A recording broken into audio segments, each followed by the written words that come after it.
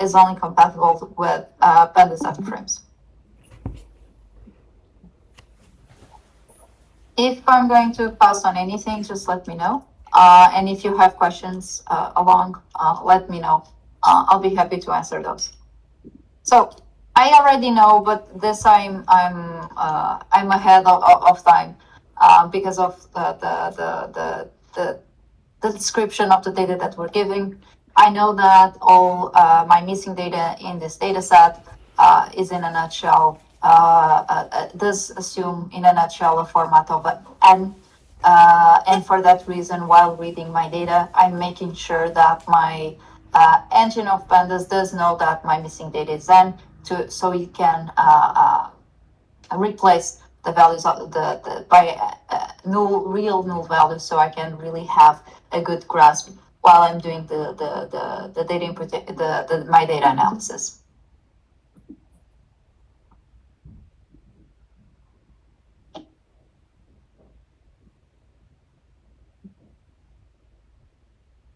Oh, of course, Miriam, can you share the data set? You meant to in the chat or something? Yeah. Yes, there is Raj is asking for that. So. Oh, I'm sorry. Didn't. Okay. So, as in any a drive link. Yeah. Okay. Don't worry. I'll have it here. I didn't see the question. Sorry. So I'm going to profile the data, and this step is true for any data science project. It doesn't matter if you are doing synthetic data generation or if you're just building a classifier. The first step that is very important for you to ensure that you have optimal results is that you know your data really well. That's exactly what I'm doing here. Of course, bear in mind for all this project, I have already my environment created. So I've created a coding environment with Python 10. So anything that I'm doing here today is using Python 10. And bear in mind that all these materials will be made available in the GitHub. I think in the awesome Python projects under the Data-Centric AI organization in GitHub. So you can reproduce, test yourself, or even continue the code that I'm doing today. Okay, so everything will be made available after the session for sure. But as I was saying, I'm going to use white data profiling specifically for that, but you can use whatever type of profiling or exploration that you want to, right? So it does depend on your business context or even your application. You might prefer a different type of visualizations. I'm a fan of the package, and I know I'm biased, but definitely it's very handy as it gives me right away a very comprehensive overview of how the data behaves. So, and before selecting my synthetic data generation model, I do have to know my data, and that's exactly what I'm doing.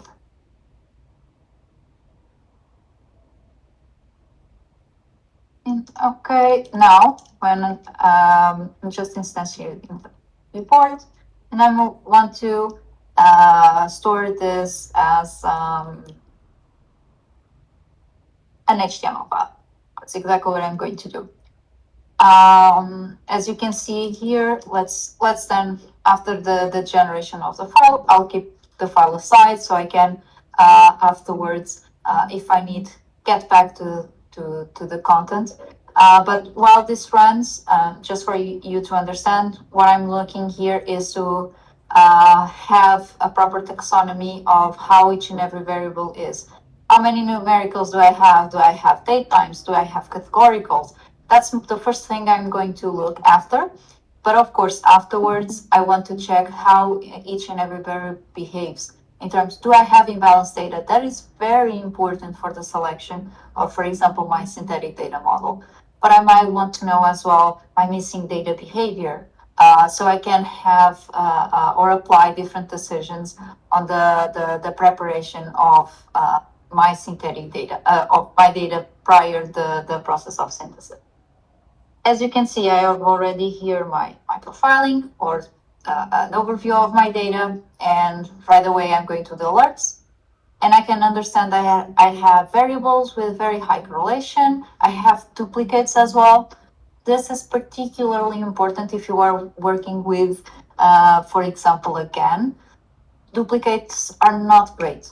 Okay, so they are just biasing your synthetic data generation. So I do recommend, if working with GANs, to have some kind of preparation of decision to remove as much as duplicates as possible. But then, yes, we have a go ahead. question here. Yeah, just we are actually doing this profiling on the entire data set, and I guess it's an interesting question to think. Someone is asking, okay, shouldn't we have excluded like a slice before starting looking at the data? I think a lot of people have the idea that missing data introduces some kind of leakage, and it should be worth explaining. Well, we have a training set, and we can do that only on the training set. Then it's not only the missing that it's not the missing data that introduces leakage. This is, as I was explaining, synthetic data is the same as any process of data generation. It's the same thing. Of classification or even building models. It's as in anything. So if during build your models development, you already have a best practice of building training, validation, and test sets, then of course for synthetic data generation, you keep the same mindset. I'm not going to show you how you can build an old out here, just because that's not the purpose of the session. So it's just for you to have in mind how you can code and how you can use different tools. But as you can imagine, you can use a scikit-learn split, train test split, exactly to build that purpose. And you can build that really just after reading the data. So even before seeing anything of your data, even before just profiling your data, you can right away take a snap shot of your data and keep it as an old out or something that will be unseen throughout the whole process. That's a best practice, okay? So regardless of what you see here today, that's something you should always do for any project that we are building, including synthetic data generation. Okay, so and that's something that you can definitely do. We have another project in the awesome Python directory that exactly covers that flow, the flow of having of starting with a holdup and then building all the process for synthetic data generation. Let me know if this answers the question. Yeah, I think it does. Just the same flow as for classification. Just do it for validation. You can have the same flow. Here, I guess we assume the NIST project has a test data that can then match what you do with it. We are considering this to be the training set essentially. It's just that we are not going to do it right here, the division and so on.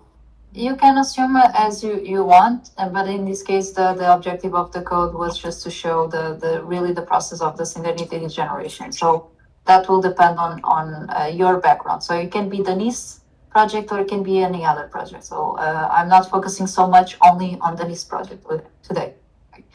But there is one thing that you should have in consideration, especially the way you do your old out or your synthetic data generation can have some impacts on the quality that you have on the data. So you have to make sure that your old out is done in a way that you keep your data representative. And also that impacts the metrics, right? Because especially when you have high cardinality categoricals, it is very common that some are not represented in the holdout or vice versa. And that's acceptable. Okay, and that's acceptable when you are validating your marginals. And it's even expected that the outliers are not kept on your synthetic data generation. For example, that's one of the steps on the preparation of your data that you can introduce prior building any synthetic data generation if you are looking into, let's say, a privacy preserving use case. It will mainly depend on the type of application that you want to build. If your application is really focused on privacy, you should definitely remove all the outliers. If it's not, well, that's up to you. how you deal with outliers, for example.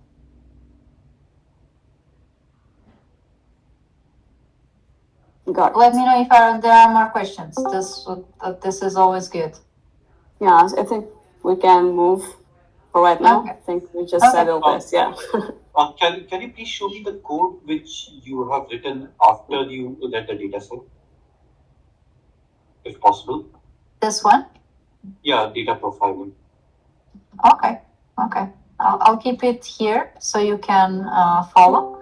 While I'm giving some explanation on some things that I've looked after while doing my profiling right away, just to understand my data. So I can see right away that I have imbalanced data, and I have for sure categories that are not balanced. If I know this right away, this kind of limits the type of architecture of synthetic data generation that I can use, which means that because of the nature of generation models, anything that is less represented will have the probability of not being replicated into the synthetic data generation if your generation is not conditioned. What does this mean? I need to make sure that the selection of my model or the model that I'm going to use have that into consideration.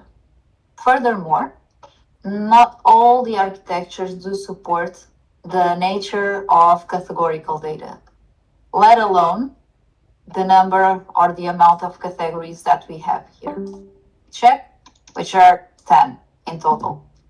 Because of that, you are already limited on the type of generator that you can select. For example, you can go for and sorry, let me put here again. You can go for you could go for Foster-Stein GAN, which we have in the wide data synthetic, but you already know based on the characteristics of your data that model will fail. Okay, mainly because you have a lot of categories and you have imbalanced categories, mainly because of the imbalanced categories. Okay, so having that in mind, I already script a lot of models my process of synthetic data generation. So I will only have two available in the end, which is CTGAN, because it's a conditional tabular GAN, which means that it can take us. So it assumes a conditional training based on the categories that you have available on your data, and also takes into, because it's already its architecture, it's prepared for mixed data types, can handle very well variables that are numerical and categorical within the same scope of data set. Does not mean it doesn't have limitations, for sure, but is one of the best that you can choose given this scope. But mainly because of the imbalanced data. So that's why the CTGAN is the best for this option. Or you can choose another generative model that is not deep learning based or is based on a different type of strategy for density estimation, which are the Gaussian mixture models. What is the benefit of Gaussian mixture models here? Usually they do work very well for categorical data. They are really fast to train. So compared to a CTGAN, especially if you don't have GPUs, which is many times the case, you can just use GMM instead. It's faster. It works really well for category data as well. And perhaps many of you already are familiar with this type of model because you usually use it for clustering. So yes, you can use even clustering models to be your generative solution. Of course, there are also limitations associated with this type of models, which is, for example, the scale. As soon as you hit the mark of 20K, 30K rows on your data set, there is a high probability that your GMM will struggle. Okay, so very good for small data sets, very good for prototyping your synthetic data generation flow, not so good for example, production purposes. On that sense, perhaps CityGAN can be a better option for your use case, as it won't have problems in terms of scale.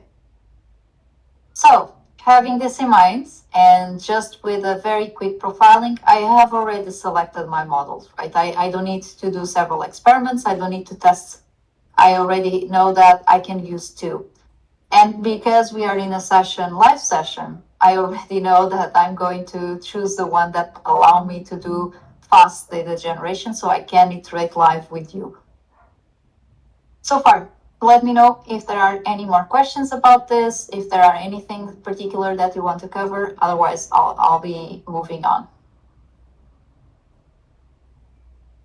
Just wondering, besides the speed, if you have a data set which is the same characteristics and the same number of rows, would you say, for instance, CityGAN will be more accurate, or is it expected that GMMs work as well in terms of creating realistic synthetic data? Or is there anything you would say you would choose one over the other for the same data characteristics and size?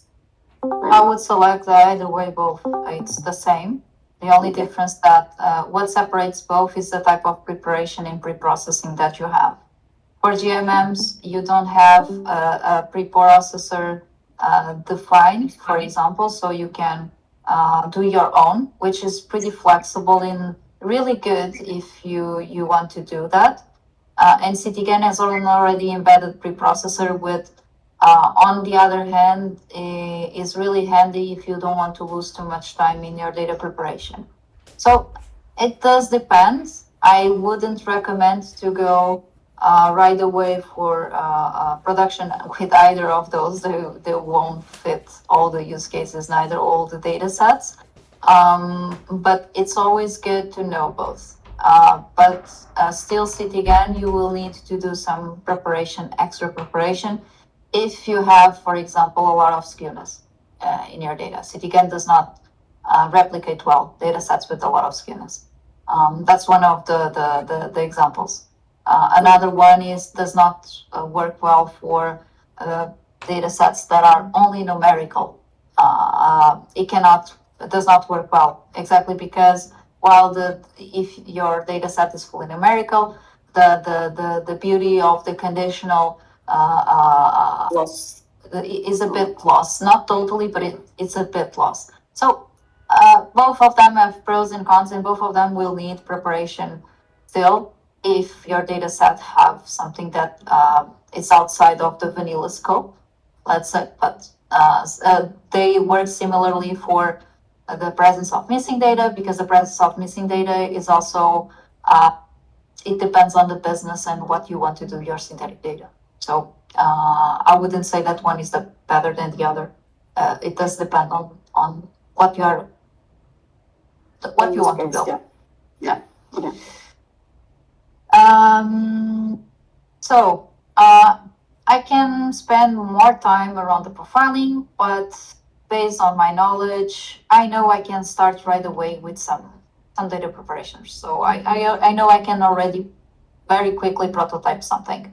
As you can see, we already have here also variables that have a slight skewness, not a very important one, but they do have are variables that have a lot of zeros. I already know that CityGAN will struggle with this as well. So there are here some things that, based on my knowledge, I already know that my models will struggle. So I will need to do some pre-processing and preparation, just like I would do for a classification problem or even for a regressor. So there's nothing here around the synthetic data generation process that is that much different from what you would do to build a classifier or a regressor. The main difference is how you assess the performance of your model. That's where things are a bit different. In terms of the correlations, fine. We do have some high correlations here at level of 1, which means that probably I don't need even to synthesize both variables. One variable depends on the other. And that what gives me, that perspective, what does it give me? scale, because if I don't need to process all the variables, great, I can just remove one of them and I'm already having more space or more memory available during my process. But also the fact that I can just have higher fidelity or higher quality on my data. If I already know that they have a strict or, for example, a very linear relation, why have the whole investment with the synthetic data generation if I can ensure that the linearity is kept by, for example, having a rule-based kind of generation? This is the type of decisions that while you are using models like CTGAN or even GMMs, you have to have in consideration. So these models won't replicate perfectly linear relations. That's normal because they are estimates, right? If you want something very neat to, for example, a linear relation, the best way is to do it through a rule kind of method or mechanism. But again, it depends on what you want to build. If it's a privacy use case, you probably are happy and good to go with something that is approximate to the linear relation, but is not exactly the linear relation. So again, same aspect about the synthetic data. It does depend a bit on your end goal application or your use case. Okay, of course, we can see here some missingness as well. And specifically, I'll focus on this one. So this variable is almost completely missing, which means that the majority of the values are just missing data.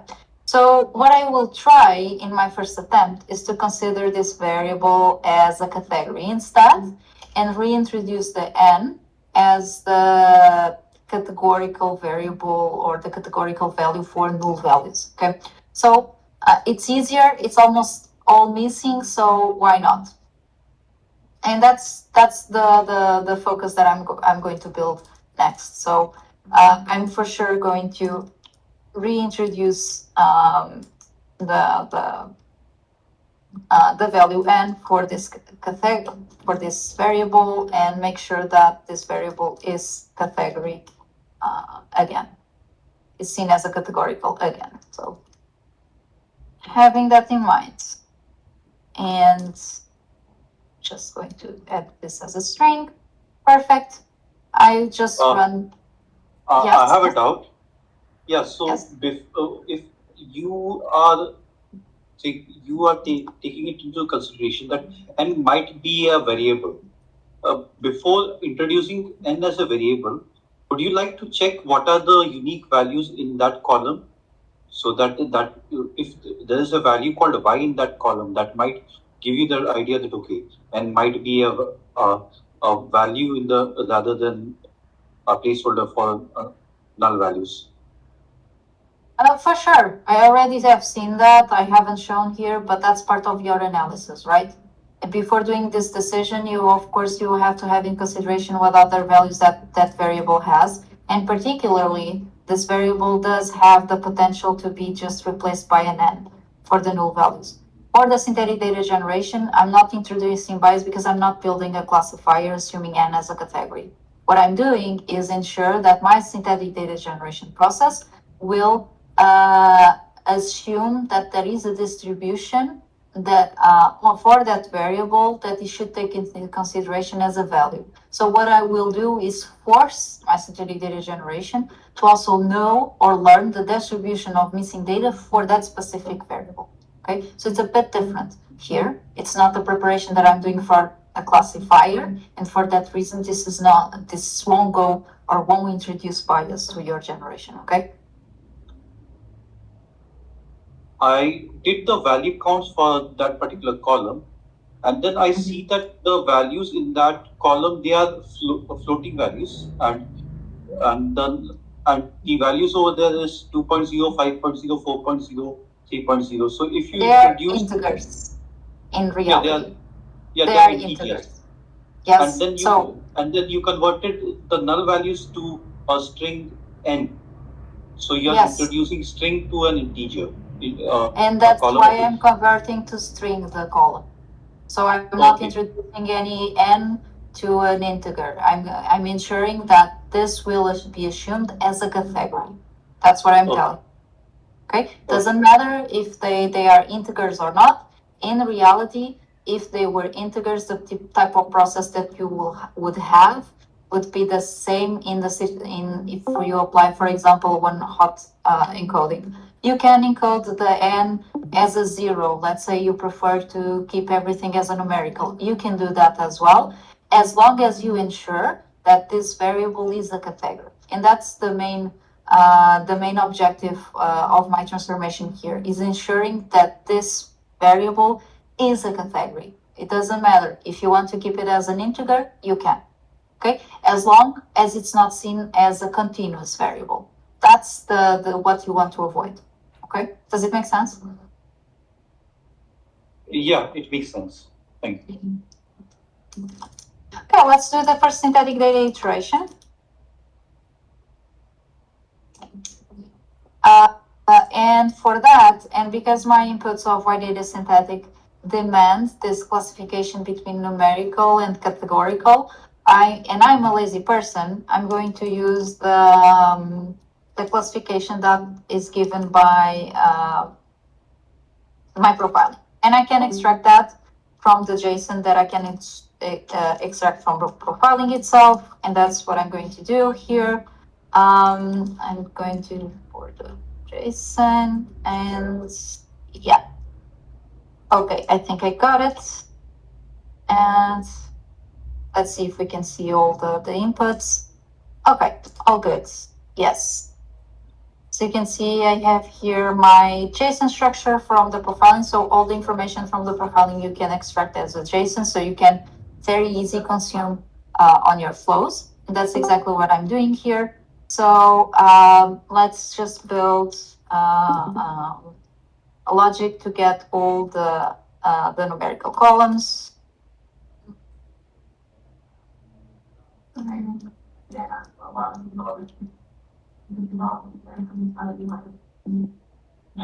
Okay, exactly. Let me just check. Okay, right, some if okay, details. I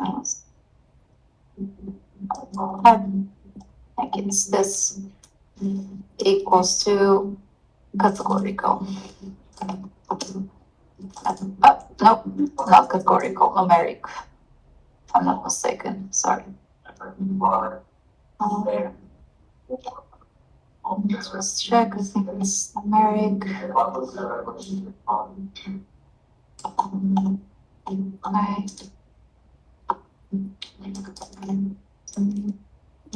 Okay, exactly. So I have here my numerical columns and I'll get my categories as well. And okay, let's just double check if the sum of both gives us the total of columns that we have in the data set, which are 24. And yeah, so everything's correct. Let's do one more step. And in this case, and I know this will introduce bias for sure, I know that numerical variables have still missing data, and there is a lot of it. So for my first iteration, just to see the results of my synthesizer, what I'll go and do is the fill NA, and I'll just assume a very dummy value, which is 0. And bear in mind, I know this will for sure influence or have a bias kind of introduction on my data. I can observe what is the bias just by doing a side-by-side profiling on both the imputed and non-imputed data. I won't do this here, but you can do that for sure. And okay, I have my data imputed. So let's just do the Y data synthetic. Synthesizers, think it's regular, exactly, imports regular synthesizer, done. And let's create our object or instantiate our synthesizer. and select the type. As I said, and because this is a live coding, I'll just go with the GMM. If I was doing something with more time, I would probably just go for CityGAN. But just because this will require me more data preparation.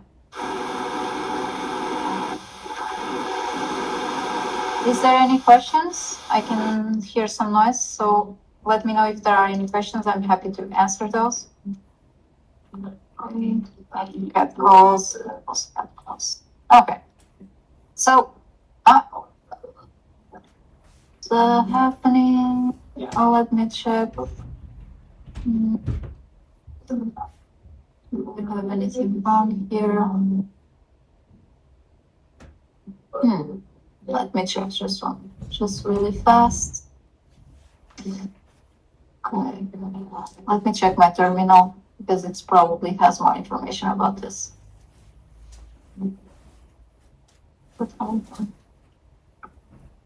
Okay. This shouldn't be a problem. And okay, let me check the documentation, or in this case, my regular synthesizer interface, so I can understand. In the meantime, if you have more questions, let me know.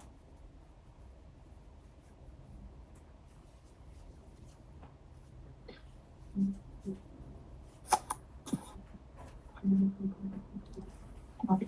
We'll just change this to city again, but this will give me the same because this one won't have for sure.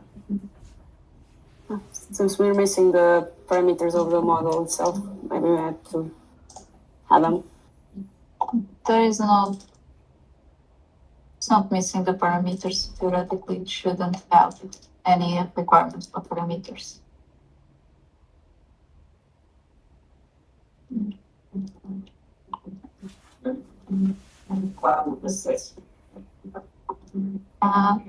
Otherwise, I'll do another option. And I'll have to check this later. But let me go for another solution.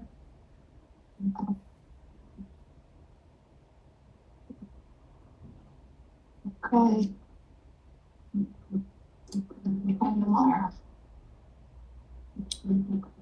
This is the problem of doing things live. And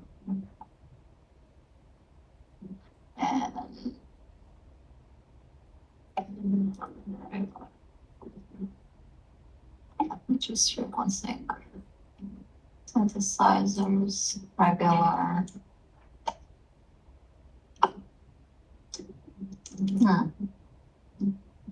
Okay. Synthetic. Okay.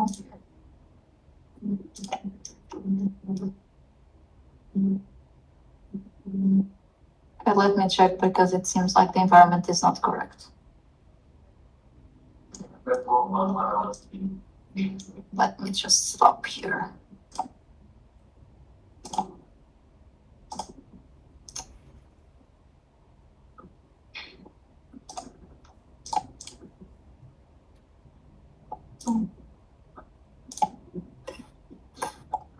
So, no, it's not the CityGAN example that I need. So I don't need I want to use the Java. So I'm just going to restart my environment just to make sure I'm using the right one.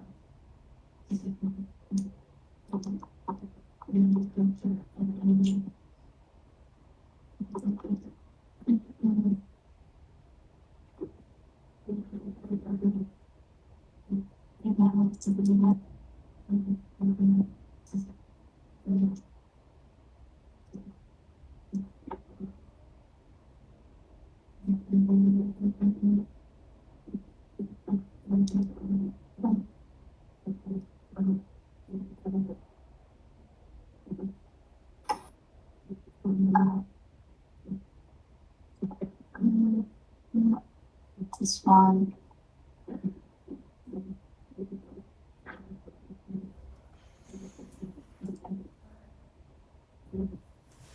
was also curious for the GMM, how the categorical variables are like mapped.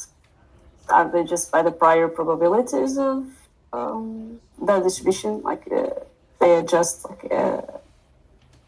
categorical distribution to it. I think it's perhaps all clear for me. the regular preprocessor always use the all the methods in Y data synthetic have data preparation embedded, a very simple one, but that includes a transformation for categorical variables, which means that all your categories are converted into one hot encoding, which means that what the model is kind of modeling is the dummy variables in reality. So it's the distribution of each and every dummy variable and the multivariate relation between. Okay. Yeah. This is for all models. So the regular standard way of preprocessing for everything from GMMs to the GAN models. Not true. Not the same for all. As it was one of the things that I was mentioning. If the if the if your model is a CityGAN, the processor of CityGAN is different because that's the design of the architecture. So the architecture already had embedded a specific processor. That's why you see the difference. For all the other GANs, that's true, and that's the only reason why all the models support both numerical and categorical. Can be tricky if you have like a very large category number. It gets very for sure high dimensional. For sure, and the same goes for CityGAN. CityGAN also does one hot encoding for categories. So that's one of the limitations of that type of architecture. But it does rely on the one hot encoders. For that reason, it's because it's so tightly coupled with that. That's one of the downsides of using CityGAN. Does not work for high cardinality variables. So just give me 1 second. I'm just setting the environment. I was using a old environment. That's why it was giving me that error. I'm not sure what is happening. I do have to, because I do have to create a new one. Okay, sorry for that. But in a nutshell, what I'm going to do is just code again just do a first iteration, okay, on the synthesis.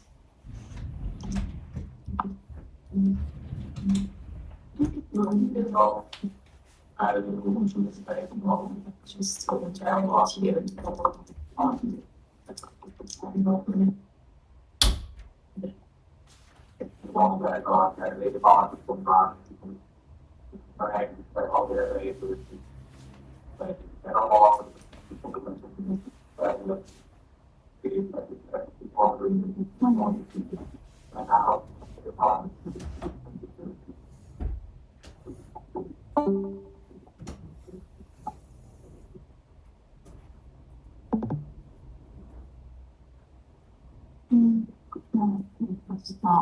By the synthetic. Yeah, of course I did here. It's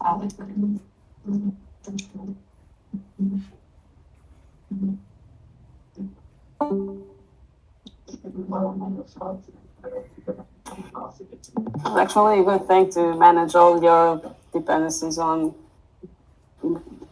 virtual environments. If you don't know how to do that, you have the instructions also on the repo, because it is very important to compartmentalize your packages. What are you working on? Otherwise, you may have conflicts or not be using the most updated version or something. So, trades, bones of the trade of getting stuff to match your requirements.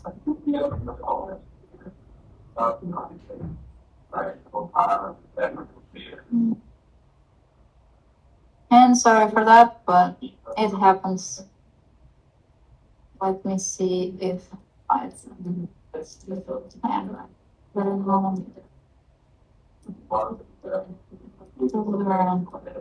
name equals to license. Mistaken. Okay. Okay, it's opening. Perfect. Let me change kernels so I can have this in perfect.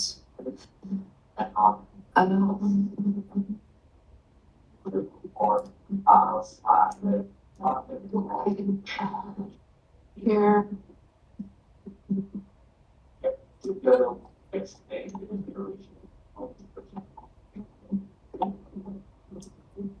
Let me just change the kernel in a bit.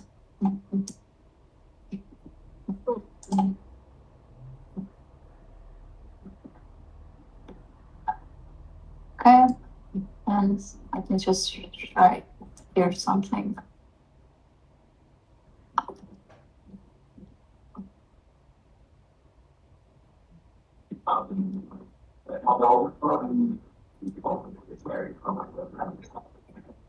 Feel free to, if you have any other questions around the project, to ask now. I know we are almost ending our time, but let me know if you have any other questions, even though if I'm not covering today, I can totally address them afterwards. Yes, I do have one question about the synthesizer you're using. So I'm not familiar with any of this. So why did you choose a regular one? Is there any other type or? Yes, that's just a naming and convention that we have selected for to differentiate between synthesizers that work for tabular data, meaning tabular that you assume each event is independent, and time series. So we have synthesizers that work specifically for time series and are able to capture the dependency in between events, and others that are specifically for this type of independent data, let's say. Okay, thanks. Okay, awesome. Let me just do one more thing.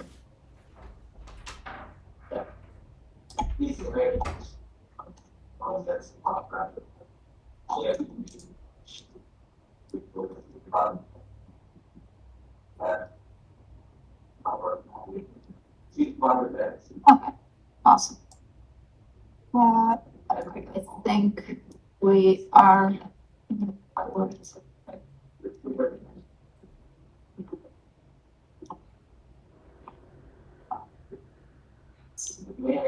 It relates. Oh, same thing. Well, inside that.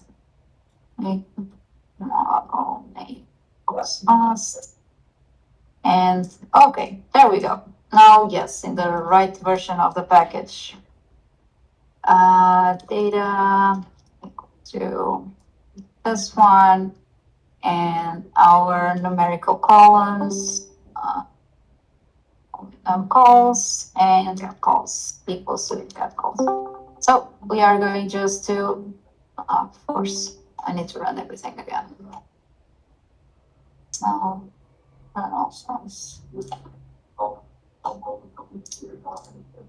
of course, I didn't install my data profiling, but don't worry, I'll run this anyways.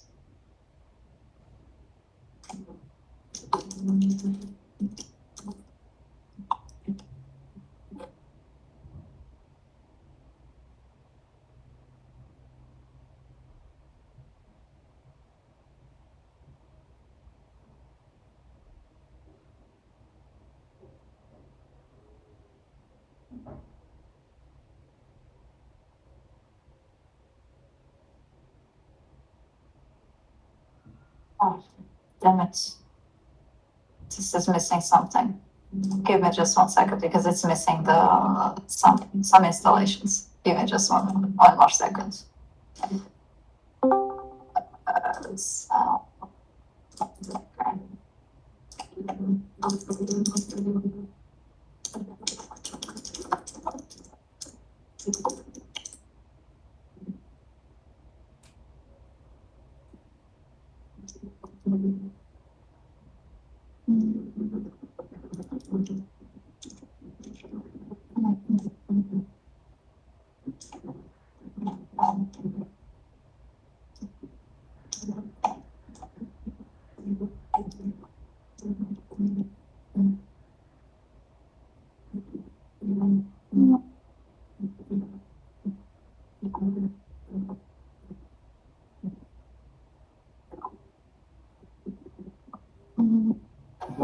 So later, Deb, I don't know if you want to just elaborate on your idea here using that factorization idea.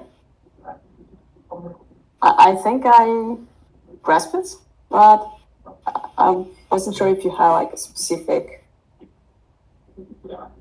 idea to move forward.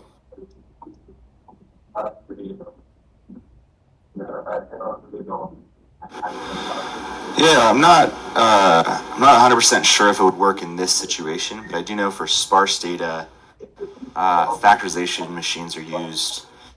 They're usually used around product recommendation systems. Anytime you have a large sparse set of data like you would have with one-hot encoding, a lot of the times you have a lot of different columns. What this does is it just kind of pushes it all into one piece of data. So you would take all of those categorized records, put those into one-hot encoding, and then the factorization machine would actually take all of those one-hot encoded columns and tie them back together, saving you a lot of memory and compute. So you could do a much larger cardinality with your categorical features. I don't know if it would help necessarily with the numerical piece that is still kind of in the works, but for categorical, I think that may help fix it. But you'd have to do some kind of intermediary module. So you're saying like factorization kind of packs it all together? I'm sorry, I've never used it. Yes, so factorization does work. For this case, factorization does work. But it has cons, right? As anything, but it does work as a way to deal with high cardinality. Yeah. Of course, you can explain more in depth as Miriam was asking. I can't imagine it. Yeah. So you have like 1, 2, 3, 4, and then if you map it out to one-hot encoding, you have like 4 or 5 features, be it 1 or zeros. And when you do factorization, what happens to that matrix of 1 and zeros? Is it converted back to like a vector, or what happens then? Yeah, it's converted to a vector inside of it kind of puts it into a vector encoding, Again, right? Similar to like what an NLP does in a transformer, right? Or bag of words, right? If you ever worked with bag of words in NLP, how it just creates an embedding layer, so that rather than looking at individual words, you're looking at an embedding. This does something similar where it's taking multiple different columns and embedding it into a vector space, and then putting in those vector pieces rather than the individual ones and zeros. So it's kind of like a compression technique. Oh, yeah, it reduces the cardinality that you had, so it is not as big as having like a one-hot encoding for everything. Is that it? Exactly. Yeah. Okay. Yeah. For the use with CityGAN, it's not recommended. Okay, factorization won't work, but for the integration with other types of architectures, for sure. Okay. Gotcha. Just because CityGAN does really, but again, there are always solutions. As long as you have creativity, you can combine factorization and kind of create clusters based on your factorization, just to ensure that you still have some sort of category to keep your CityGAN going. But again, it does depend on the type of data. But indeed, it's a great, like, let's say, method to be used around high cardinality. But then you would have to do like some type of post processing on it, because if I'm wrong, just correct me. But imagine you are embedding that to your synthesizer, and then it outputs something that you need to work on to put back on the original category. So you need to know some parameters of the factorization in order to transform what comes out of it into the original format for the synthesization use case specifically. I don't know if this makes sense, but hopefully you got it, my question. Yeah, you'd almost have to do an inverse transform on whatever you did there. I see what you're saying. You need to get those transformation parameters first, so you need to save them somehow to post process it and inverse transform it. Yeah.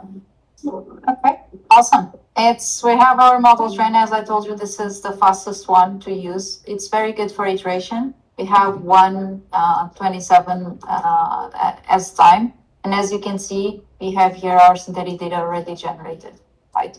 So of course, I'll just give it a name, and I can see right away that my model has some limitations, right? It does not know how to keep the decimals or to replicate the same decimal point.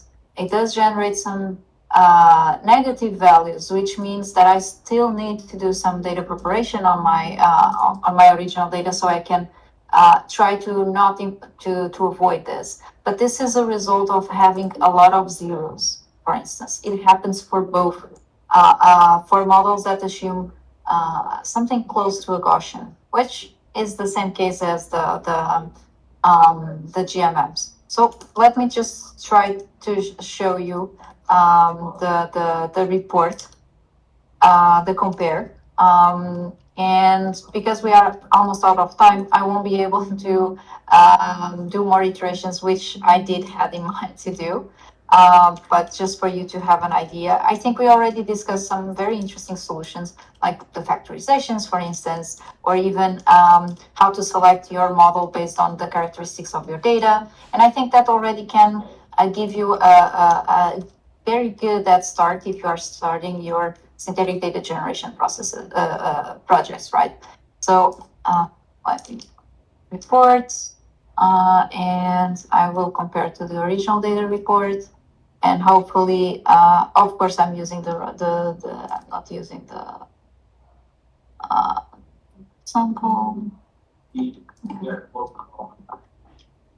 Sure, correct. Sample, and it's not the synth, it's the synth report. Okay, perfect. So now it's just computing my compare report, and afterwards I'll just go to file and add it to compare.html, and I will just show you the results. Just for you to have an idea that I already know that I will have some limitations, but I will know for sure that the categories will probably be okay based on my selection, or at least on my assumptions when I selected my model. That's exactly what I'm going to show you before saying goodbye, at least for the session of today. As soon as this generate, I'm going just to show. As we are in the last minutes, let me know if there are more questions, anything you would like me to cover or include in this notebook that we are going to put in the Awesome Python project. Let me know, let's say your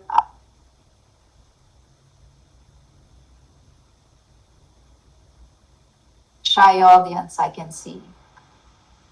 Okay, let me know if you are seeing the report itself. Yeah. Yep. Okay. Yes. So let's go for the category. Our assumptions were right. The categorical data is okay, as you can see, but the numerical is still missing something, right? We have the synthetic as blue and the original as we can see, the synthetic tends to go for a Gaussian distribution, and that's normal because of GMMs, but that's why data preparation, especially for example, scalars, power transformers, can be really helpful for you to mitigate this type of behavior. Also, you can see tails, right? This is really related with the distribution, and that's why it is so important your data preparation prior to synthesis, right? As you can see here, so the whole process is how you can transform these variables, which I did not process, into continuous variables that can be closer to a Gaussian. So your GMM can really find it correctly or identify it correctly. There are other possibilities other than just doing for example, the scalars. You can also apply, for example, a PCA to your numerical variables. It also helps. But as you can see, you have at least sorted based on the choice of your model, the replication of your categories. And that's a very good start.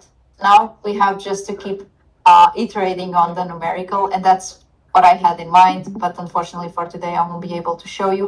But as I was saying, there are scalars, power transformation using box, for example, method is very useful for that. Or you can just apply a log transformation as well. It is also useful. Of course, you have also the methods like PCA, and for example, for the missing data, as you want to replicate the distribution of missing data, another good strategy instead of just imputing with a zero, which will definitely create the bias that we are seeing here, is just to make sure, as you can see, we have a lot of zeros here. So that's why I'm telling you that there is a bias introduced by the way you impute. You can just create a mask that kind of is able to learn the distribution of the missingness itself. So there are a lot of strategies that you can apply, but let me know if the session was useful. Was wondering, right now the GMMs, you said they are practically very keen on learning Gaussian distributions. And for those who are, for instance, experimental with CTGAN, is there something you can tell us on how to best process, for instance, the numerical features?